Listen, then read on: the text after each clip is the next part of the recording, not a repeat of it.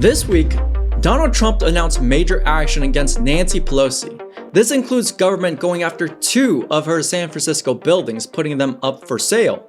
Meanwhile, in California, Governor Gavin Newsom faces his second official recall petition in just the last 4 years.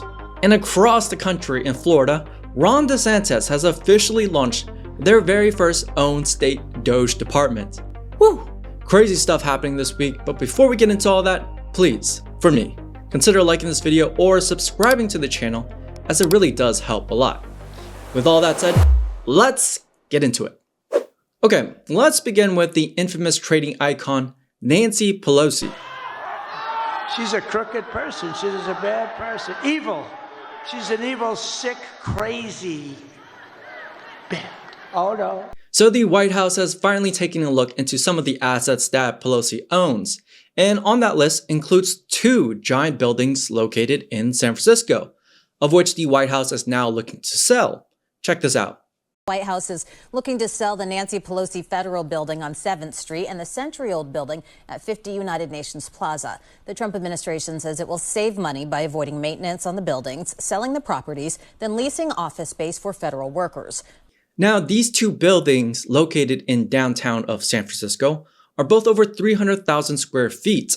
One of them served as headquarters for the US GSA of the Pacific region, but the bigger one, the official Nancy Pelosi building that's meant for federal workers to work in, has quite the ridiculous story behind it. Apparently, this building, built in 2007 of largely glass, stands at 234 feet tall. But since it's largely constructed of glass windows, it gets so hot inside that federal workers actually hated working there. The architect who designed it here, Tom Main here, apparently describes this design as art for art's sake. But that's not even the worst part about all this. In 2023, crime around the federal building grew so bad in the streets of San Francisco that hundreds of employees were actually just reported to go work from home. That's why in 2024, Joe Biden decided to officially rename the building in honor of Speaker of the House as the Nancy Pelosi Building. But now that the Trump administration and Doge are looking to clean house, we run into a huge problem. Apparently, Doge can't even successfully sell this building, it's so bad. They're having a hard time finding any bidders that are interested in buying this overpriced huge glass structure to regain some of the funds spent by taxpayer dollars. Talk about a huge waste of money if you ask me. Now, there's also other reports that Nancy Pelosi owns a vineyard worth $14 million that was funded by USAID for experimental farming, as they like to say. But we all know the biggest crime Pelosi is suspected of in her insider trading. Nancy Pelosi, what's about her? She has Visa stock, a big position. You know, she started off with nothing. Now she's worth $200 million. How did that happen? So she has Visa stock, and she sells her stock. The day before, it was announced that Visa's under major federal investigation. I don't know. I wonder, do you think she had any insider information? I don't know. It's disgrace. Honestly, she's a disgrace. They ought to throw her the hell out of Congress. Now, as much as I or any of you might want to see her held accountable for all this, well, the truth is it's gonna be really hard to convict her of any legal findings because of her big position she had. So, unfortunately for that, we can only wish that karma comes turning around for this. Moving on, California Governor Gavin Newsom is under major blowback once again after his numerous California disasters that happened. Many of us already know about the disastrous management of wildfires in California, where thousands of people lost their homes during this time. But recently, he's also been put under a lot of scrutiny because of his failed mismanagement of the $16 billion California Speed Rail project. Check this out. I want to address the protesters for a moment, if I could. I think they were chanting, build the rail. It's been 17 years and $16 billion, and no rail has been built. So if you want to go protest somewhere, if you want to shout at someone, go to the governor's mansion. Go talk to Democrats in the legislature who have brought us this crappy project, right? So we've seen over the course of the last month what Doge has exposed with regard to fraud, waste, and abuse. And we're done with it. And you know what? You're going to have people who love fraud, who love waste, who love trains to nowhere. But all of us up here, we do not love fraud, waste, and abuse. This speed rail was approved to connect Northern California to Southern California to reduce statewide traffic. And well, with the little progress made so far, it doesn't seem likely that any of this huge spending is getting finished anytime soon. At least not with this leadership in charge. But with this criticism, how does Newsom respond to all this, you might ask? Well, for some reason, Newsom thought it was a good time to launch their own statewide Twitter platform where people can write down their complaints that I'm sure people will be listened to. And with everything going on, Newsom is now requesting $40 billion from Congress for aid to repair California from the fire disaster. However, in response to some of this news and Newsom's requests, President Trump has some demands of his own he'd like to make, and they're actually quite simple.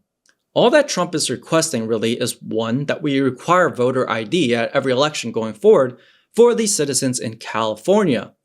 And two, we open up the waterways and simply let that water flow down from Northern California. In this recent turn of events, people of California have now filed and officially begun another recall attempt of Governor Newsom. This is already Newsom's second recall attempt, having one back in 2021. I don't know what your thoughts are on all of this, but do you like the job that Gavin Newsom has done as governor of California? But moving on, speaking of state governors, across the other end of the country, Ron DeSantis, governor of Florida, has decided to launch their very own state Doge department. Check it out.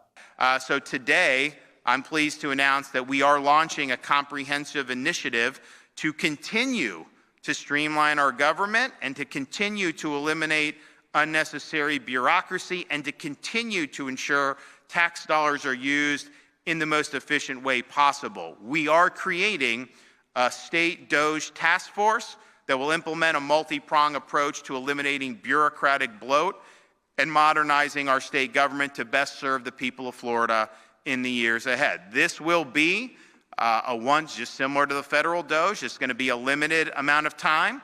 It'll be a one-year term. It will sunset following the completion of the mission. Now, we've already been looking at things that we can do leading into this upcoming legislative session, and we've already earmarked over 70 state boards and commission for abolishment and to sunset them. This will restore power and accountability to Floridians. I mean, I get all these boards, and we have gotten rid of some, and then we get appointments to all this different stuff. And I'm like, well, why can't we just do that through the agency? Do we even need this? And so we've asked these questions over the last really couple years to tee up this major reform. So we will be proposing over 70 state boards and commission to sunset and to get them off the books. Again, I don't know that there's that many other states that are doing it. Actually, Iowa Governor Reynolds, I know she sunsetted a lot of agencies, and that seems to have worked very well. There may be a couple examples. Personally, I would love a state Doge for every state in the country, something that's more separate from the existing local government, so it doesn't get mucked up through all this bureaucracy that goes on. Something that can ensure taxpayer dollars are actually getting spent on good uses. But on top of this announcement, DeSantis also mentioned in his speech the possibility of reducing or eliminating property tax altogether in Florida. This would make Florida the only state in the country to have no property tax or state income tax. It's no wonder why everyone in recent years has been trying to move there.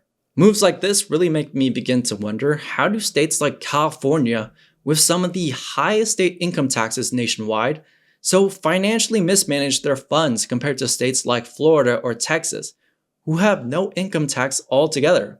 But anyways, that's it for this video. Let me know your thoughts about everything going on, and if you made it this far, well, you have my greatest thanks. Make sure to like and subscribe to the channel, and I'll catch you in the next one. They didn't know what they were talking about. We know we're different from the presidential. We're very discreet,